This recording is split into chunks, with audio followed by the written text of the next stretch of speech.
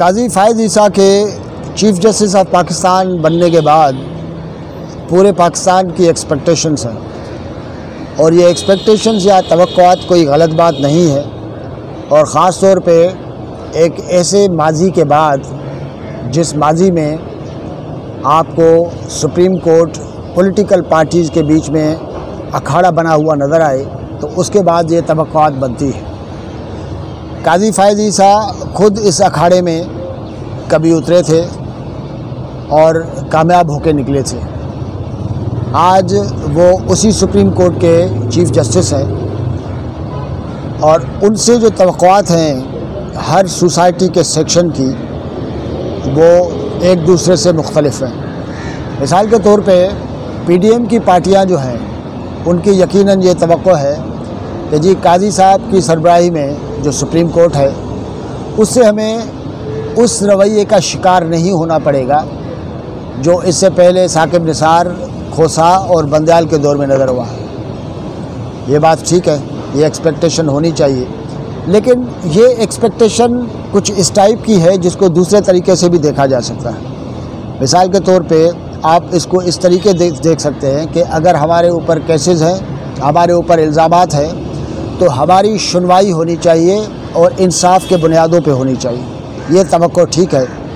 اگر یہ توقع ہے کہ جی بندیال کے دور میں چونکہ ہمارے خلاف بہت کچھ ہو رہا تھا اور ہمارے ساتھ زیادتی ہو رہی تھی، تو اس کا ازالہ جو ہے وہ قاضی صاحب کریں، اور جہاں جہاں ہمیں ریلیف کی ضرورت نہیں ہے یا ریلیف کا رادر حق نہیں ہے، وہاں پہ بھی ہمیں وہ حق ملے۔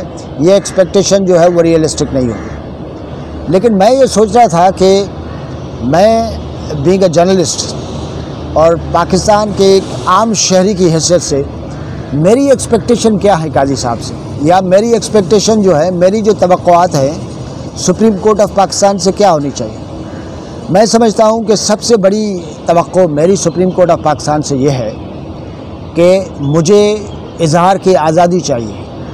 مجھے بینگ اے جرنلسٹ لکھنے، پڑھنے اور آزادی سے بولنے کی کا انشورنس چاہیے۔ مجھے بولنے کی آزادی اور اس کا یقین ہونا چاہیے کہ اگر میں عوام کے مسائل یا پاکستان کے اندر جو چھوٹے پراونسز کے مسائل ہیں اس پہ آواز اٹھاؤں تو مجھے کوئی خطرہ محسوس نہ ہو۔ یہ ایکسپیکٹیشن بڑی ریئلسٹک ہے۔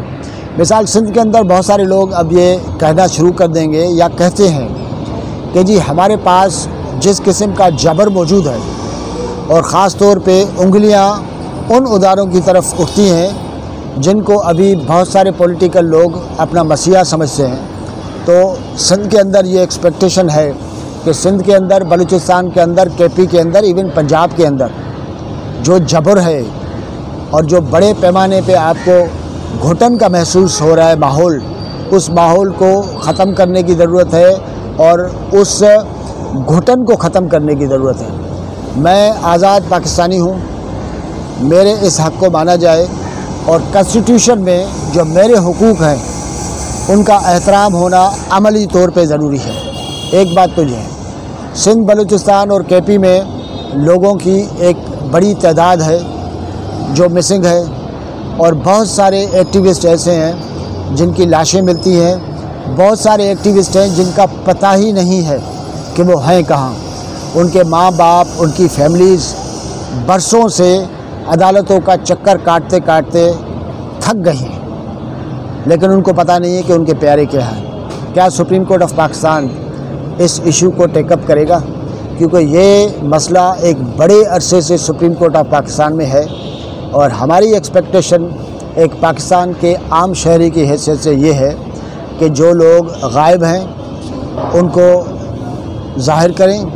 اگر ان کے خلاف کوئی ایسے کیسز ہیں جن سے پتہ چلتا ہے کہ یہ ریاست یا پاکستان کے خلاف کام کر رہے تھے، تو ہماری عدالتیں ان کے خلاف کیسز ہونے چاہیے۔ ساتھ ساتھ میڈیا کا انڈیپینڈنٹ ہونا بہت ضروری ہے۔ اس لیے، اور میں بینگ اے جرنلسٹ، میری ایکسپیکٹیشن یہ ہے کہ جو میڈیا کے اوپر جو بڑے پیمانے پہ ریسٹرکشنز اور بندشیں ہیں، ان کا کوئی حساب کتاب ہونا چاہیے، کیونکہ پاکستان کے اندر اگر میڈیا آزاد ہے تو عوامی مسائل کے حل کے سلسلے میں بہت بڑی مدد ملتی ہے، اور جمہوریت کی مضبوطی کے لیے میڈیا کا انڈیپینڈنٹ ہونا بہت ضروری ہے۔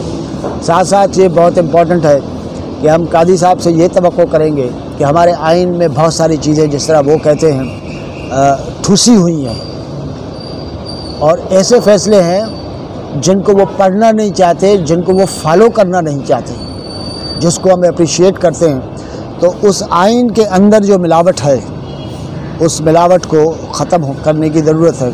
اور آخری ایشو یہ ہے کہ قاضی صاحب کو یہ ضرور سوچنا چاہیے کہ میں بینگ اے عام سٹیزن، مجھے وکیل کو دینے کے لیے پیسے نہیں ہیں میرے پاس، اس کی وجہ سے جو میری ایکسیس ہے عدالت تک، انصاف تک، وہ ممکن نہیں ہو پا رہی ہے۔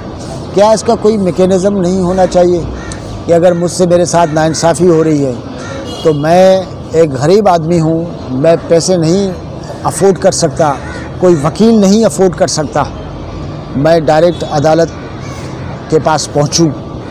کیا میری یہ رسائی ممکن ہے؟